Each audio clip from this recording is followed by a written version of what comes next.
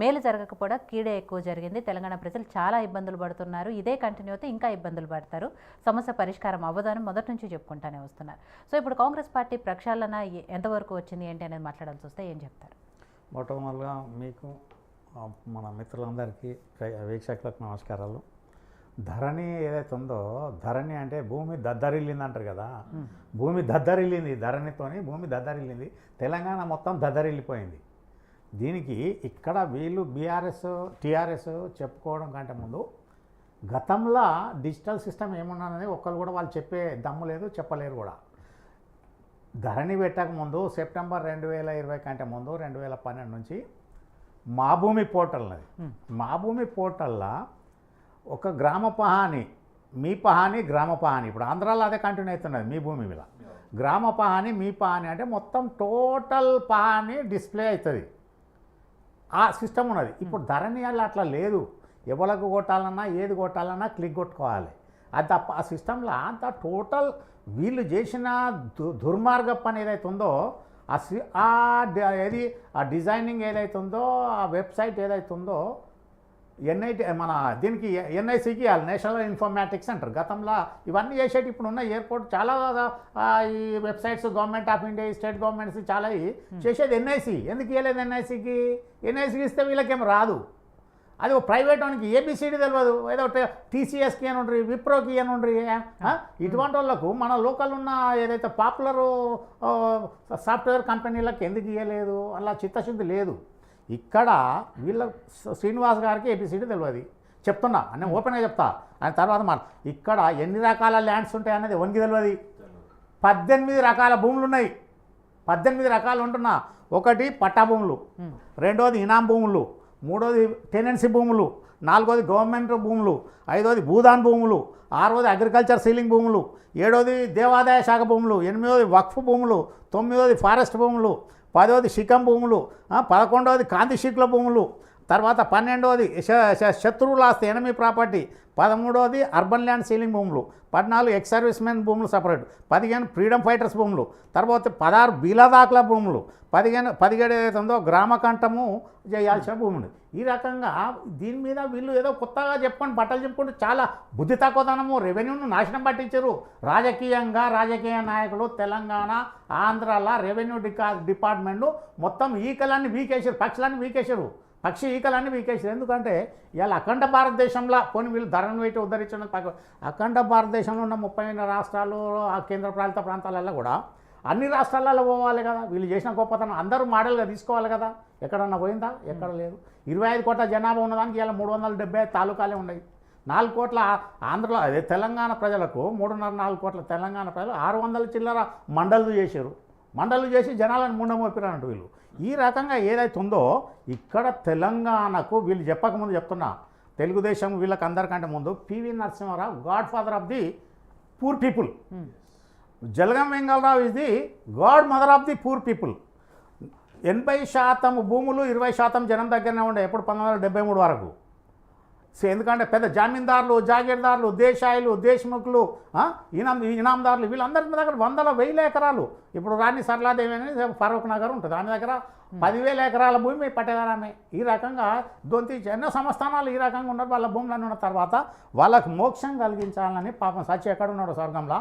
ఇవాళ తెలంగాణ ఉన్న ఎవరు బడుగు బలహీన వర్గాలందరూ కూడా పివి నరసింహారావు పొద్దున్న లేచి మొక్కాలి. తర్వాత ఏదైతే ఉందో తర్వాత దాన్ని పాపం ఆయన కుర్చీ గుంజేసారు మొత్తము. ఆయన ఏదైతే ఉందో వీళ్ళందరూ కలిసి కుర్చీ గుంజారు. 73లో కాగానే సంవత్సరంలో సీఎం కూడా బీకేసిన తర్వాత జలగం వెంగళరావు టేకప్ చేసిన తర్వాత సీలింగ్ యాక్ట్ను అడాప్ట్ చేసిన ఆయన 75లో చేసిన తర్వాత మొట్టమొదటి సీలింగ్ క్లియర్ కావాలంటే ఇనాం భూములు. ఇనాంలలో చాలా రకాలు ఉంటాయి. సర్వీస్ ఇనాంలో నీరడి ఇనాము, చౌతా ఇనాము, ఏదైతే ఉందో మాఫీ ఇనాము, బల్వత్తా ఇనాము, ఖిద్మత్ ఇనాము, ఖైరత్ ఇనాము, దస్తగర్ద ఇనాము, పన్మక్తా ఇనాము, ఇన్ని రకాల దేవల్ ఇనాము, దర్గా ఇనాము, ఇన్ని ఇనాములు ఉంటాయి. ఆ ఇనాములు అన్నీ సార్ట్అవుట్ చేయాలి కదా. అట్లా 1,000 లక్షల ఎకరాల భూములు అవన్నిటికి ఏం చేసిండు వెంగళరావు 75లో అంకురార్పణ చేసిండు. చేసిన తర్వాత మొట్టమొదలు ఈ పీటీలు టెనెన్సీ మళ్ళీ రక్షిత కౌలుదారులు ఎవరున్నారు వాళ్ళు 1950లో ఎప్పుడైతే ఉన్నారో రాశారో వాళ్ళ ఆ రిజిస్టర్స్ అన్నీ ఇంటాక్ట్ ఉన్నాయి మండల్స్ల తాలూకాలు. అప్పుడు తర్వాత ఈ భూములన్నిటి మీద 38 ఓనర్షిప్ సర్టిఫికేటు, తర్వాత ఇనాం ఆక్యుపెన్సీ రైట్ సర్టిఫికేట్ ఇచ్చిన తర్వాత మిగిలిన భూములు జాగీర్దారులు అగ్రికల్చర్ సీలింగ్లో తీసుకొని పంచడం జరిగింది. ఇవన్నీ రికార్డు ఉన్నది. ఇక్కడ ధరణిలో ఏం దిక్కున్నది, విలేజ్ ఇన్ఫర్మేషన్ ఏం దిక్కులేదు. ఖాళీ బ్యాంకులో పోతే కదా బ్యాంకు మేనేజర్ క్లర్క్ అని నా అకౌంట్లో ఎంత ఉన్నది అకౌంట్ నెంబర్ చెప్తాను అంత మటుకే, కాకపోతే మొత్తం బ్యాంకులో ఏమున్నది అన్నది తెలియదు. ఇది బ్యాంక్ అకౌంట్ కాదు, అదొకటి. ఇంతకంటే ధరణి కంటే ముందు దరిద్రం మీ సేవ ఉన్నది. మీ సేవ పెట్టింది ఎప్పుడు? ఇప్పుడు మన రిజ్వీ గారు ఇక్కడనే ఉన్నారు, ఎలక్ట్రిసిటీ బోర్డు. తర్వాత శేషాద్రి ఇప్పుడు సీఎం సెక్రటరీ, చీఫ్ మన ఏది ప్రిన్సిపల్ సెక్రటరీ ఉన్నప్పుడు, తర్వాత ప్రేమచంద్రారెడ్డి గారు ఐఏఎస్ ఉన్నప్పుడు వాళ్ళు రంగారెడ్డిలో స్టార్ట్ చేశారు. అప్లికేషన్స్ త్రూ మీ సేవ సబ్మిట్ చేయని వీక్లీ రిపోర్ట్ ఉంటుండే.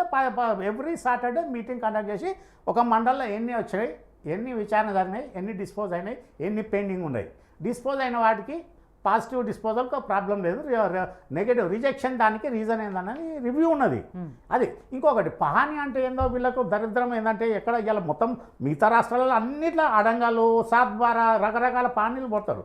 పహానీలో 4 భాగాలు ఉంటాయి. ఒకటి ఫస్ట్ సర్వే భాగం ఉంటుంది, ఎందుకంటే మదర్ ఏదైతే ఉందో బర్త్ సర్టిఫికేట్ అది పర్టికులర్ సర్వే నెంబర్, ఆ సర్వే నెంబర్ ఏంది, నేచర్ ఏంది, ఏరియా ఏంది, ఎంత అన్నది, దాని అసెస్మెంట్ ఏందన్నది. సెకండ్ పార్టు రెవెన్యూ అన్నట్టు, ఎవరు ఓనరు ఎవరు కాస్తకారు అన్నది. తర్వాత థర్డ్ పార్టు అగ్రికల్చర్ డిపార్ట్మెంట్ ఏం క్రాప్ ఏందన్నది. ఫోర్త్ పార్టు 39 కాలంలో ఫోర్త్ పార్టు స్టాటిస్టికల్ డిపార్ట్మెంటు ఏ పంట ఎంత ఈల్డింగ్ ఏందంత దాని ప్రకారము ప్లానింగ్ డిపార్ట్మెంట్ ఈ రకంగా ఉంటుండే. మండల్లో కూడా సర్వే డిపార్ట్మెంట్ మనిషి ఉంటాడు, తర్వాత ఈ స్టాటిస్టికల్ డిపార్ట్మెంట్ ఉంటాడు, తర్వాత రెవెన్యూ వాళ్ళు ముగ్గురు ఉంటారు. శాలరీస్ అన్నీ వాళ్ళ head of the department, head of accounts అక్కడి నుంచి వస్తాయి. ఈ రకంగా వీళ్ళు పహానీలా చాలామంది తెలియదు. గోష్వారా అంటే అబ్స్ట్రాక్ట్ ఉంటుంది విలేజ్ ఆ పహానీ బ్యాక్ సైడ్లో ఆ విలేజ్లో నేను చెప్పిన కేటగిరీస్ మొత్తం అబ్స్ట్రాక్ట్ ఉంటుంది ఎవ్రీ ఇయర్. తర్వాత యాన్యువల్ అకౌంట్స్ ఉండే, ఒకసారి ఏదైతే ఉందో ప్రతి సంవత్సరం యాన్యువల్ అకౌంట్స్ ఉండాలి. 1971లో ఆర్వార్ చట్టం మళ్ళీ తీసుకురావడం జరిగింది, ఇదే కాంగ్రెస్ పీరియడ్లోనే. తర్వాత 71 ఆర్వార్ చట్టం మళ్ళీ 80లో అప్డేట్ చేసారు, ఓన్లీ కాస్తకార్ కాలం. 89లో ఎన్టీ రామారావు వచ్చిన తర్వాత regularisation of unregistered sale deeds అని section 5A of the ROR act అనేది 89లో చట్టాన్ని సవరణ చేసారు. ఈ జమీందారులు జాగీర్దారులు ఉన్నాయి అన్నీ కూడా బ్రహ్మాండంగా మొత్తం ఊడ్చిపారేయడం జరిగింది.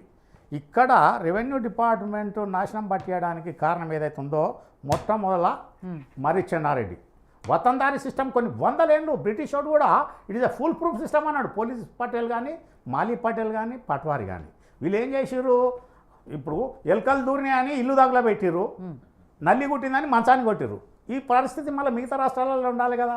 ఇక్కడ ఎవరిది లోపము, వీళ్ళు ఏంటంటే తహసీల్దార్ను ఒక ఎమ్మెల్యే కలవాలన్నా కూడా తహసీల్దార్కు స్లిప్ పంపి కలిసే పరిస్థితి ఉండే.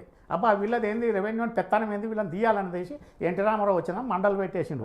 తర్వాత విఆర్ఓలను మొత్తం బీకేసి ఆయన 10 సెంట్ల పట్ట కాకపోతే. చెన్నారెడ్డి ఏమో ఆయన ప్రాక్టీస్ చేస్తే పులిమామిడి విలేజ్లో వాళ్ళ మామ పోలీస్ పటేలు ఆయనకేదో గొలువ వచ్చి ఆయన గట్టిగా టైట్ చేసిండు. ల్యాండ్ ఆర్డర్ చాలా పర్ఫెక్ట్ ఉన్నది ఆ కాలంలో వితౌట్ టెక్నాలజీ. అప్పుడు ఆయన రాగానే Chenna Reddy first time police patel తీసేసి ఒకడే పటేల్ పెట్టిండు.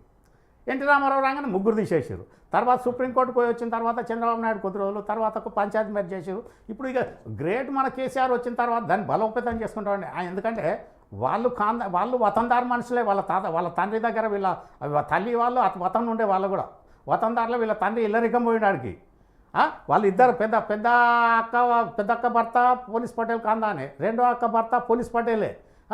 ఇటువంటి వ్యవస్థ ఉన్నోళ్ళు ఆ ఫుల్ ప్రూఫ్ సిస్టమ్ ఉన్నది, సిస్టాన్ని సెట్ చేయాలి. కానీ ఏదో నల్లి కొట్టిందని మొత్తం మంచానికి కొట్టి ఇలా ఎలకది వచ్చిందని ఇల్లే తగలబెట్టిన పరిస్థితి ఉన్నది. ఇక్కడ ఈ ధరణిలో వీళ్ళు చెప్పుకున్నంత గొప్ప ఏం లేదు, దాంతో భూమి దద్దరిల్లిపోతుంది, జనాలు నాశనం అయిపోతున్నారు. పోనీ ఇంకొకటి ఆయన చెప్పినట్టు రిజిస్ట్రేషన్ మోటేషన్ కాదు, ఒక్కొక్కరు ఈ బల్ కొట్టాలి. రిజిస్ట్రేషన్ డిపార్ట్మెంట్ ఏంది, రిజిస్ట్రేషన్ కాగానే Form 6లో వాడు తహసీల్దార్కు పంపాలి ఆ డాక్యుమెంట్, అది వాడి బాధ్యత. వాడు ఎందుకంటే డబ్బులు కాగానే తీసుకొని కథ అయిపోయింది, పంపలేదు, తహసీల్దార్ చూసింది లేదు, ఈ రకంగా చేసారు. దానికి ఏదైతే ఉందో సిస్టాన్ని బలోపేతం చేయకుండా భ్రష్టు పట్టించేసారు అన్నట్టు. ఇక్కడ చాలా రకాలమైన ప్రాబ్లమ్స్ ఉన్నాయి ధరణిలో. ఎందుకంటే రిజిస్ట్రేషను సూదికి కావడి పెట్టిన అన్నట్టు. తహసీల్దార్ మన కేసీఆర్ చేసిన ఏంటంటే సూది ఎందుకు ఒకటి మోస్తారా భయ్, ఒక సూది ఒక దుడ్డు కట్టి ఒక కర్ర సబ్ రిజిస్ట్రార్ భుజం మీద, ఒక కర్ర తహసీల్దార్ భుజం మీద. ఇదే ఆప్షను రిజిస్ట్రేషన్కి ఇవ్వచ్చు ఏదైతే ఉందో అది. తర్వాత ముటేషన్ రికార్డు ఏమున్నది, ఏం లేదు. ముటేషన్ రికార్డు ఏమన్నది, ఏం పెట్టిండు ఏందన్నది రికార్డ్ అవైలబిలిటీ లేదు. ఇంతకంటే దరిద్రంగా ఏముంటుంది. అది ఇది బ్యాంక్ పాస్బుక్ ఏదైతుందో క్రెడిట్ డెబిట్ కొట్టిపోయడానికి అది నాశనం అయిపోయింది. యాక్సెస్ టు తహసీల్దార్కి యాక్సెస్ ఇవ్వలేదు మొన్నటిదాకా. వాళ్ళు ఏం చేయాలి? ఇది ఒక ఓన్లీ డిస్ప్లేకి వానికి వస్తుంది తప్ప డిస్పోజల్ వానికి రాదు. వాళ్ళ బుర్ర లేదు, బుద్ధి లేదు. విన్నావా?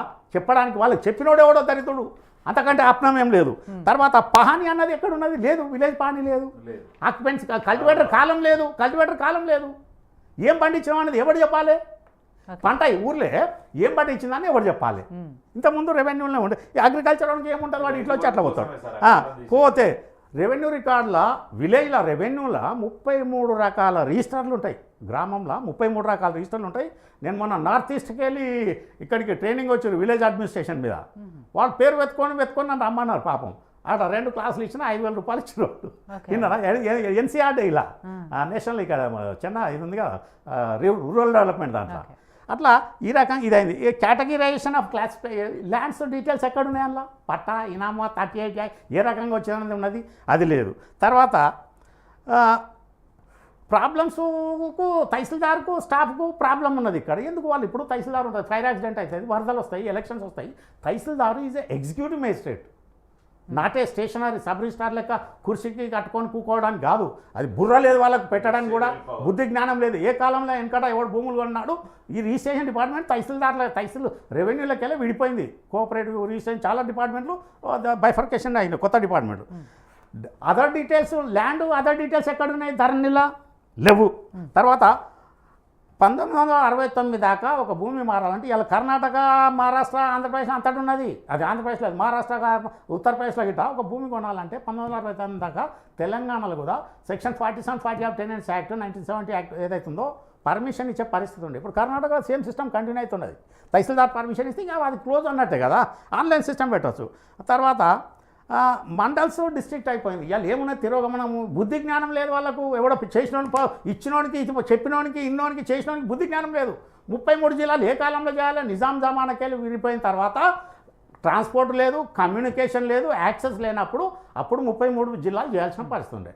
ఉదాహరణకు ఇవాళ స్టేట్ బ్యాంక్ ఆఫ్ ఇండియాలో 16 బ్యాంకులు మెర్జ్ అయినాయి.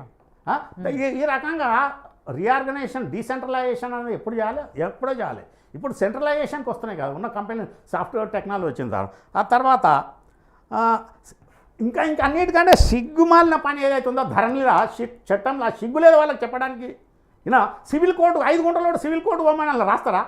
రెవెన్యూ చట్టాలల్లో ఎక్కడ కూడా సివిల్ కోర్టుకు అధికారం లేదు. వినరా? చాలా చట్టాలు నేను చెప్తా. సివిల్ కోర్టుకు అధికారం లేదు. తహసీల్దార్ తప్పు చేస్తే ఆర్డీఓ అప్పీలేటు, ఆర్డీఓ పోతే జేసీ దగ్గర డైరెక్ట్ హైకోర్టు ఉండే. ఆ తర్వాత కమిషనర్ అప్పీల్ కూడా ఉండే, అది కూడా తీసేసారు. తర్వాతగా